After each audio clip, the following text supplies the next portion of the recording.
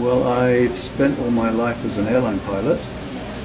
I worked for British Airways for many years, and I then worked when I retired from British Airways, I worked in Singapore as an airline pilot, and then I retired 3 years ago.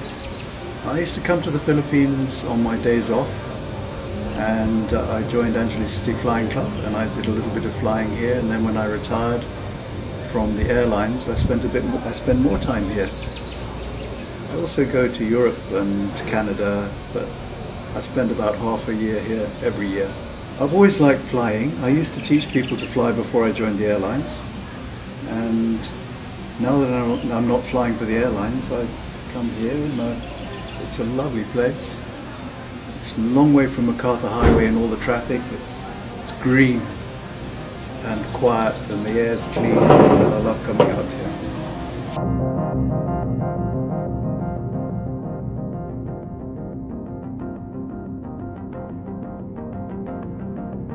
I haven't actually got into space exploration myself. I've been flying the airlines, and I have friends in the airlines who believe that they have seen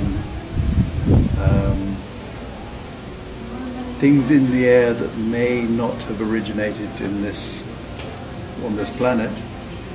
I find it hard to believe myself that extraterrestrials are flying around here watching us, or I'd love to believe it, but I find it hard to believe. There are huge financial constraints to get into space exploration. Maybe the Philippines would be better partnering another country with deeper pockets, maybe. Finance is a big issue that will perhaps present a barrier to the Philippines' entry into serious space exploration by themselves. The big players really are America and Russia, probably in this area right now. Although other people are launching, and even nowadays, there's private. Richard Branson has got involved. But he has very deep pockets. So, maybe the barriers aren't as big as I think they are. If Richard Branson can do it, I don't know who's sponsoring him, or if anybody is, or he's self-sponsored, I don't know.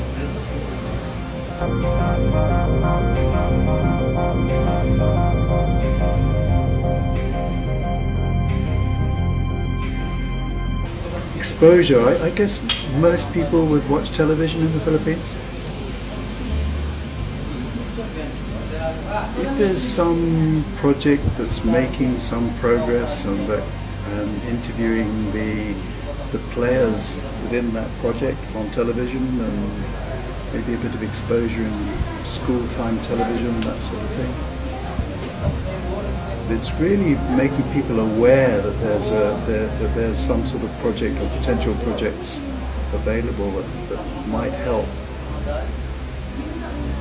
Awareness is the basic issue to get people interested. Young guys like stuff like that, little young guys, they see the train going past, they want to be train drivers, and then maybe the airplane goes over, they want to be pilots. Maybe a bit more exposure of stuff about space. Young lads get involved and they want to read about it and get interested, and then who knows where that will lead.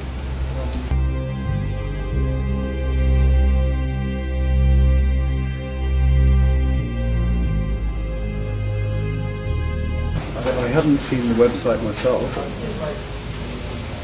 but whatever you put on there, that you have to find a way of getting people to visit the site, and once they visit,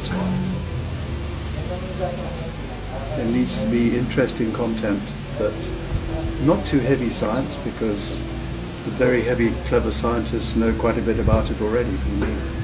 To be interesting enough for ordinary people when they click on that site. Wow, gosh, Philippines, and might be interested in this.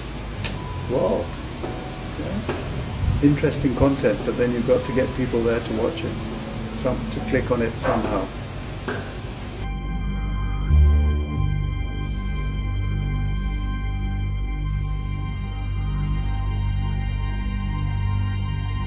once they're aware that there's the potential, if there is a potential, they get involved. Maybe put your hands in the pockets and help sponsor something. Most of us don't have pockets that deep in order to be able to sponsor.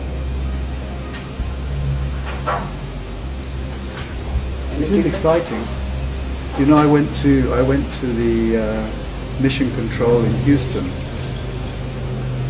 I had a look around the Space Center and I saw a lunar, the capsule, a mock-up of the capsule that landed on the moon, and the shuttle simulator was there.